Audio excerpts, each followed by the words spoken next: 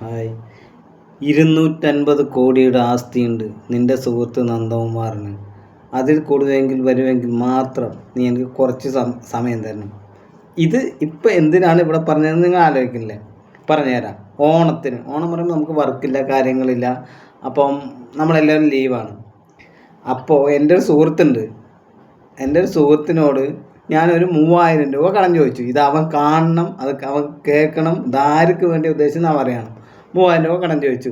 അവൻ ജവാൻ നടു റോഡ് സൈഡിൽ നിന്ന് ഞാനും അടിച്ചിട്ടുണ്ട്, അവനും അടിച്ചിട്ടുണ്ട്. ജവാൻ അടിച്ചുകൊണ്ട് ഇങ്ങനെ ഇരിക്കുന്ന സമയത്ത് അവൻ എൻ്റെ അടുത്ത് പറഞ്ഞ ഡയലോഗാണ്, 250 കോടിയില്ല, 2.5 ലക്ഷം രൂപ എൻ്റെ അക്കൗണ്ടിലുണ്ട്.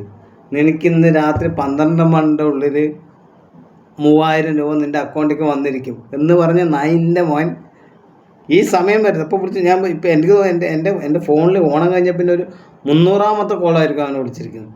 ഫോൺ എടുക്കണില്ല. എത്ര രൂപ ആസ്തിയുണ്ട് അവൻ എൻ്റെ കയ്യിൽ കിട്ടി ഞാൻ അടിച്ചു പൊട്ടിക്കും. എന്തെങ്കിലും അവൻ നാട്ടിൽ വരുമല്ലോ. ഇതിന് വേണ്ടി ഇതൊന്നും പറയട്ടെ മതി. ഇത് എൻ്റെ മനസ്സിൽ തട്ടി വരുന്നത്. ആ റോഡ് സൈഡ് നമ്മൾ വെട്ടുകാട് പാലത്തിൻ്റെ അവിടെ ഇരുന്ന് ജവാൻ ഓരപ്പൊക്കെ അടിക്കുമ്പോൾ അവൻ്റെ അടുത്ത് ഊള ഡയലോഗ്. ഞാൻ അതും പറഞ്ഞിട്ട് നമ്മൾ ഈ പൈസ കൊടുക്കാനുള്ള ആൾക്കാരെ ഇങ്ങോട്ട് വരാനും പറഞ്ഞ് ഇവനാണെങ്കിൽ വിളിച്ചിട്ട് ഫോൺ കൊടുക്കില്ല. എൻ്റെ കയ്യിൽ എന്തെങ്കിലും കിട്ടി ഞാൻ മുരുക്ക് പൊടിക്കുമ്പോൾ ഞാൻ പൊടിക്കും. ഇതൊന്നും പറയട്ടെ. ഇത് ഞാനൊന്ന് യൂട്യൂബിലാകുമ്പോൾ എന്താ അറിയോ, നമുക്കത് സ്റ്റോർ ചെയ്ത് വെക്കാൻ പറ്റും. അതിന് വേണ്ടിയിട്ടാണ് ഇതിൽ പറയുന്നത്. ഈ യൂട്യൂബ് അവനെ ഫോൺ വിളിച്ച് എടുക്കില്ല, പക്ഷേ എൻ്റെ യൂട്യൂബ് കണ്ടാൽ അവൻ കാണും. എനിക്കറിയാം എന്തെങ്കിലും എൻ്റെ കിട്ടാണ്ടിരിക്കില്ല.